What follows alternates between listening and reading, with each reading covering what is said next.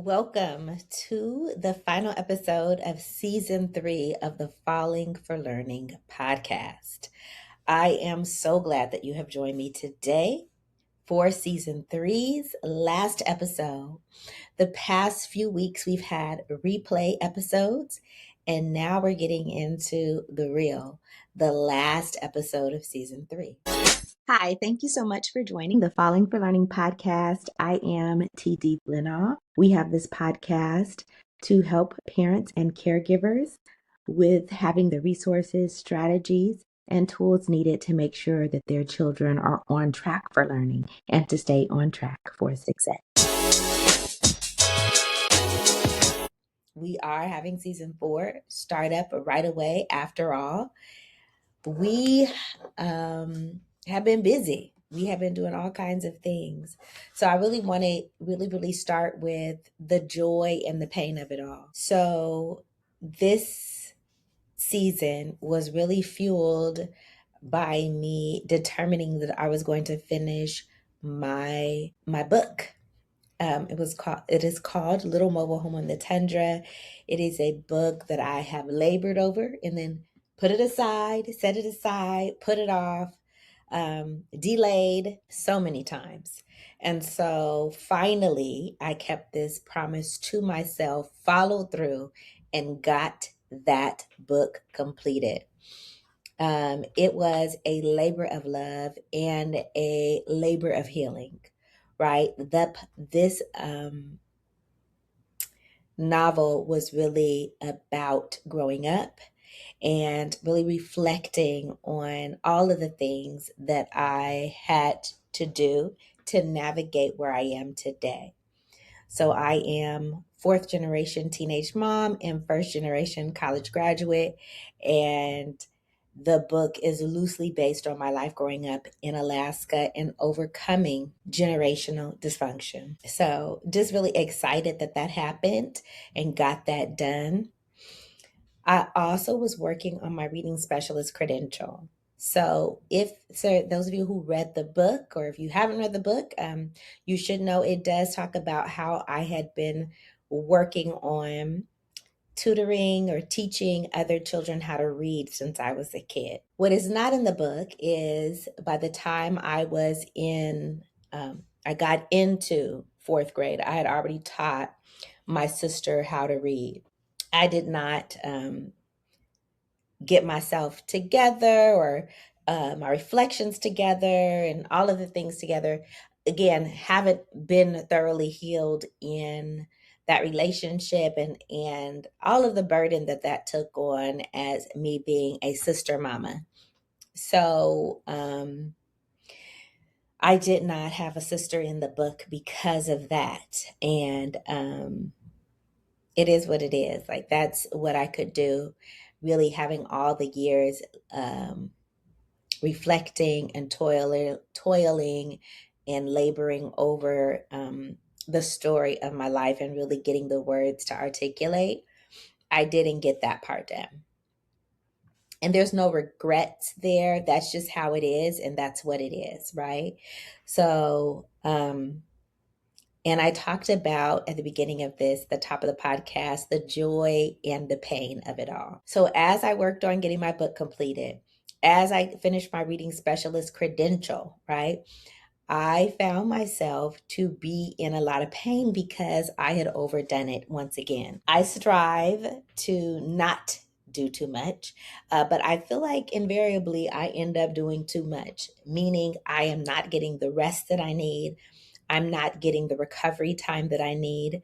And so I'm just overwhelmed, overburdened. So that happens a lot. And it's something that I am continuously working on. And so if you've been following the podcast, you've been following my social media, there's a lot of, a big gap in social media this year because I did have someone helping me. And, I am a solo podcaster. And so a lot of things are done by me. And then I try to delegate, but we're still finding the funding and all of that going together. And so that is a big challenge. And so I don't have the bandwidth for all of it, as I shouldn't. Like, I am just a human. And so obviously I cannot do all the things. And the social media took a back door, and that was that. A lot of that was that. But just lessons learned, right? This is the Falling for Learning podcast, and I am sharing with you my learning journeys, as well as talking to you and being very intentional about how to keep learning going, how to keep your kids engaged with learning, and helping to make that next generation successful. And so that is why I need to be very frank and very clear about what is what, right? My journey has been a mix of joy and pain. This year, there have been deaths in the family, and there has been a lot of joy and accomplishments, a lot of graduations in the family. And they are happening at the same time. Deaths and graduations are happening at the same time for several different family members. Like, it is kind of strange and odd, but also just an example of how our lives are so complicated. It's not all happiness and all sadness, but it's both, and it's going on at the same time. And that is really what we have to be good at navigating, that, like figuring out, how do we deal with this? How do we move forward when we don't feel like it, when the pain is very real and very fresh and new, and the joy is as well? We're happy, we're excited, we're sad, we're bereft, all at the same time. Like, how do we deal with that? And I don't have the answers. All of it's really fresh. You know um, there's even a death in the family I am not even going to talk about right now, not even mention it, because it's just too much to even like mention any part of it. So I'm going to move on from that, and maybe I'll feel comfortable talking about it later. Maybe I won't. At this point, to be transparent, I don't see talking about it in the future. But, unfortunately, death is permanent. And so maybe I'll feel differently. I don't know. So burnout, right? There was a gap, right? I felt myself balancing all of these things: the podcast, the book, the reading specialist credential. I was in classes from Tuesdays and Thursday nights, 5:30 to 8:45, and all of the coursework that goes into it. We had case studies we were developing.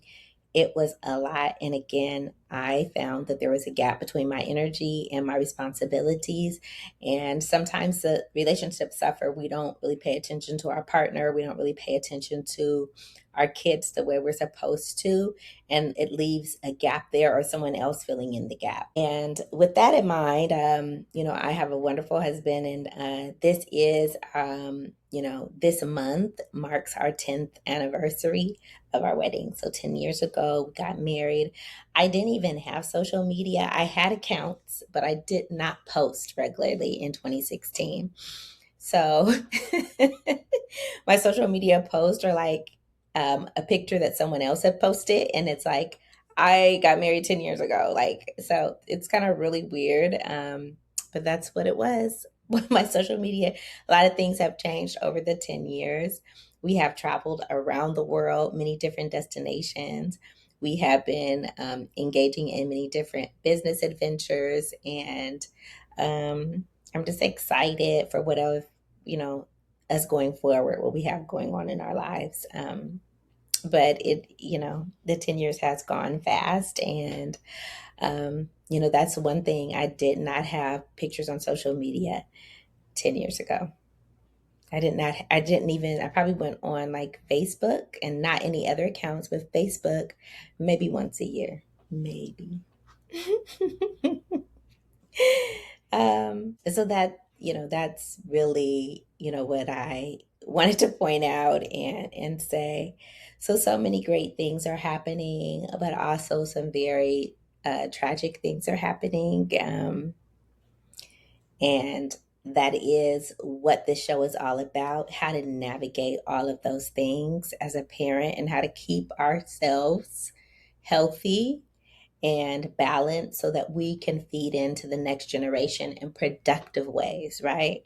That we're not harming them and not addressing that harm, right? Because we might harm them. We are human.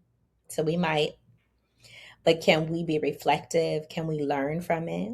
And with that, my podcast is getting ebbs and flows with, the viewership and and it is what it is.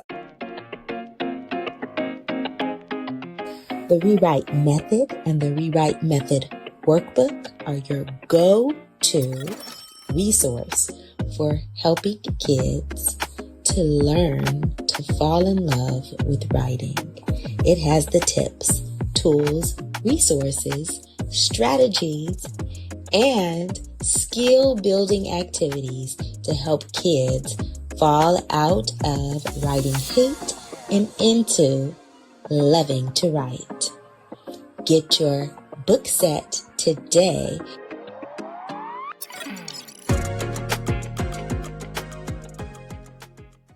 I saw recently, I guess he's like a podcast or social media coach or something, and a young girl, and I want to say young, like, I feel like, I think she said she was 15, 17, I don't know, in her teens, and she said she had 300 videos and still not many people are watching it. And I saw that the advice was, well, you need to change it up. But I feel like she took from that she's going to stop. And I'm taking it, because basically I have my 300 and I'm thinking, okay, I'm going to just change it up. Right. And changing it up, not meaning to stop. I believe in the mission of the podcast, which is to make sure that that next generation has what they need to navigate the ebbs and flows of teenagehood, of childhood, all of the things. And I probably just made up a word, but I'm a creative. That's what I do. No. So that's just the serious part of it. This podcast is needed. It's necessary. And I am changing it up where I am going to be very intentional about having a co-host on the podcast so that we could just keep the conversation flowing. But you still are, I'm not going to change it in a way that it's less productive. It's more theater or entertainment, right? I'm not going to be arguing with anyone on the podcast. We may be talking about controversial issues, but we'll talk about them in a way that's fact-based, that is, like, we're going to be trying to get to that underbelly where it really affects parents and kids, and then how to make a difference with it in your life. So, I am changing it up for season 4. I've changed my podcast host. I'm not on Buzzsprout anymore. I'm changing to Riverside. Not changing, I have changed to Riverside. So making changes, really always thinking about how to elevate and level up. And I really appreciate all of you who watch the podcast, who are still trying to lean in and have conversations about, what we can do for our kids. Those of you who have some insights to offer, reach out to me. My schedule was obviously very impacted as I was working on my reading specialist credential, meaning that, Tuesdays and Thursdays nights, and I still have a day job. I still work for a living. That didn't leave much time. And we talk about resting and resetting, it wasn't happening as much as it should have been. But the podcast kept coming on. I did a lot of replays this year. I had not had any previously. And but it was my mission to every week have a podcast out. We had some late days and even some technical issues where there was a podcast, I think, that went out on Saturday.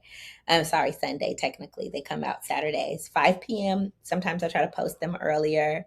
But it's just my mission to just really try to keep that conversation going and really be engaging my audience in ways that are supportive and healing and restorative.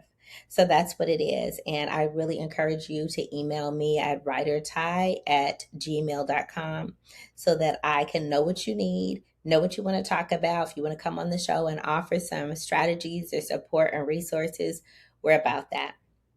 Okay. The next thing I'm going to shift because I have a very special event coming up. So, the Obama Presidential Center, next month, July 25th, we are going to be hosting a event. I have a couple of partners that I have partnered up with. Flow Up Productions, I Am Possible, Wanda Lee Florestein, Nia Amani Academy. So those are some of my partners, but we are going to have a children's book making event. So it's called Little Authors Bookmaking event that's going to be at the Obama Presidential Center on July 25th. We are accepting donations from people who want to be a part of this historic event. This is the first one, and we plan to be make it an annual event because, of course, this is something that's needed in the community. When we're talking about having a literary experience, right? Drawing kids into loving to learn, loving to write, loving to read. Making a book at the Obama Presidential Center is one of the premier ways. It's hands on. It's so exciting. We have so many people partnering up with us, and we invite you to partner up with us as well. So you can have your names on the t shirts and on some of the swag the kids are going to get that day. So it is such a special event. We know the Obama Presidential Center just opened in on right before Juneteenth, right? So that was such an amazing, like if you've seen some of the footage and the videos, it was, such a blessed place. And of course, we're going to be blessing the children from the South Side of Chicago, ages 8 through 11, that want to be there and be a part of that event and make books, and walk away with their own book that is completed. That's just going to be amazing. We're also going to make a book to commemorate the event, and the link is in the show notes. So if you want to be a part of this, get in on it over the course of this season. So I'm going to shift and talk now about the season. I got into allowing people to pay to be on the podcast. And my reflection on that has been that it was less than helpful for my audience. Um, there were some interesting topics, but I feel like the look of the podcast and the feel of the podcast was altered by that. And so I'm being more judicious about who I bring on and what they have to offer, right? Again, some people had some great things to offer, but they also came on looking.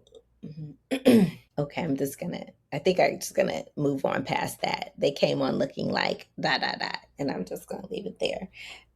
I am appreciative of anyone who wants to be a part of the podcast, but I just want people to be intentional about, presenting, and I'm not asking for perfection. I don't come on this podcast perfect, and I don't expect anyone to be perfect, but let's show that we care. And I feel like less care was given by some of the guests. So that is a challenge for me. So my podcast I look at as like a little baby, and I really am protective of it.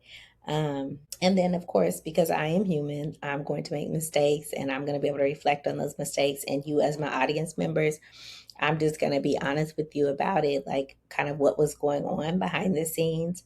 I'm not going to call out anybody or talk about anyone specifically. If you were on the show and you're wondering if I am talking about you, um, I don't know. You have to just do your, you got to figure it out yourself. Do you feel like you put your best foot forward on the show? Do you feel like you cared about your appearance? Do you feel like you showed that care? Um, So I'm not going to talk to people individually about it at all. I am just going to be very judicial about what I do. And just to be honest, when I am on the podcast, a lot of times I am, and one thing is like if we fail to plan, we plan to fail. When I first started my podcast in 2023, I had like 10 episodes in the hole. So if we interviewed, I was like, maybe your podcast will be on in 2 months. Maybe it'll be on in 3 months. I don't know. We had a lot of podcasts in the hole. And then at some point we didn't have hole anymore, right? And it was just like, if you came on the podcast, I put you on the podcast because what was I going to put out on Saturday at 5 p.m.? And so then it was more like, well, whatever I can get, I'm going to get. But again, that's something I'm going to change. And I'm just trying to be transparent and tell you about my process. Being a solo podcaster who's also overwhelmed, but just determined to keep moving. Sometimes that's just flying by the seat of my pants. Like, we're going to put a podcast out today. I'm not even sure what it's going to be about. I'm going to do much better at planning out what each episode is going to be, like a theme of the month or whatever, so that we're really focused. Now, some of you may even think, oh, well, she didn't do a Black history, or she didn't do this.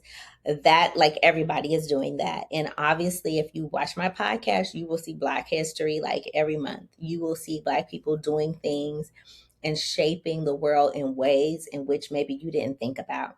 So it for me, elevating the culture is not about like, okay, this month we're doing this, and I'm not going to do like special episodes just on that, because I don't want to.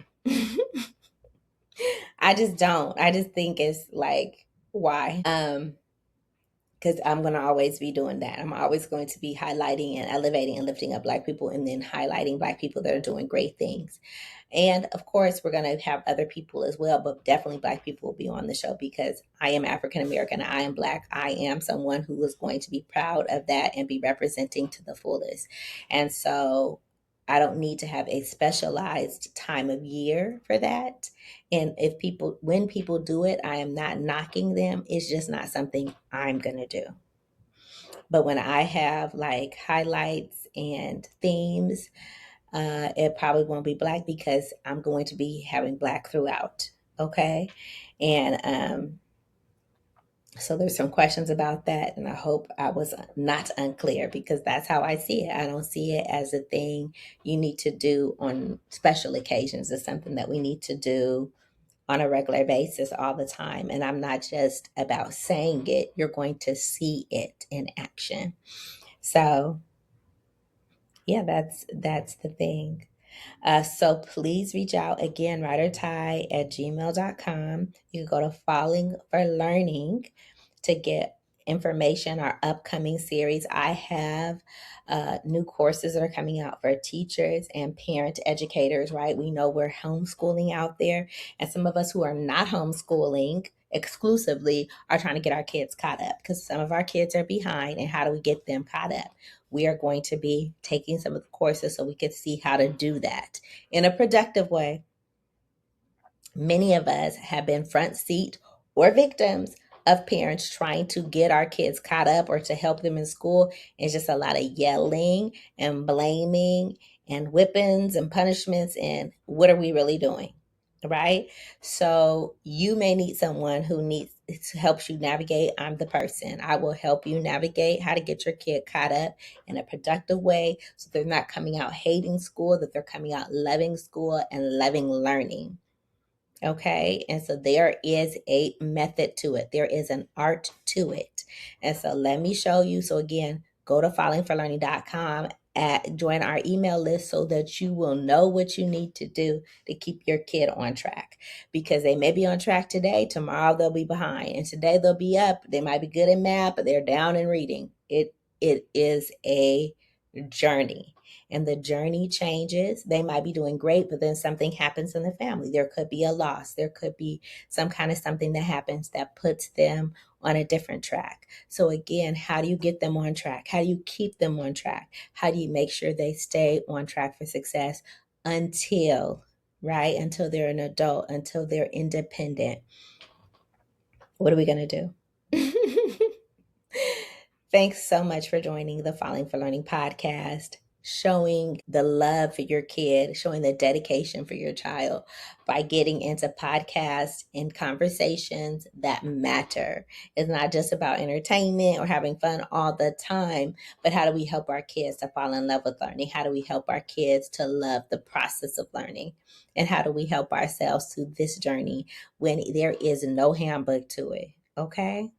Thank you so much again for joining us. Have a great week, and I will see you on our season 4. Season 4 is coming up. So many great things, and you're going to hear a lot more about the Obama Presidential Center event. Of course, we'll have footage from that event when it happens in July.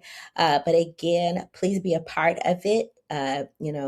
Help invest in that program. Our event coming up, and it's your first annual. It's going to come up every year. So again, thank you so much for all that you do to help that next generation.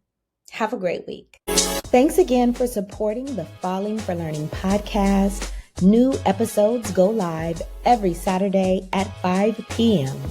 You can watch us on youtube.com at Falling for Learning, or listen on all major podcast platforms such as Apple, Google, Audible, Spotify, and much more. For more resources, visit fallinginlovewithlearning.com. We really appreciate you. Have a wonderful week.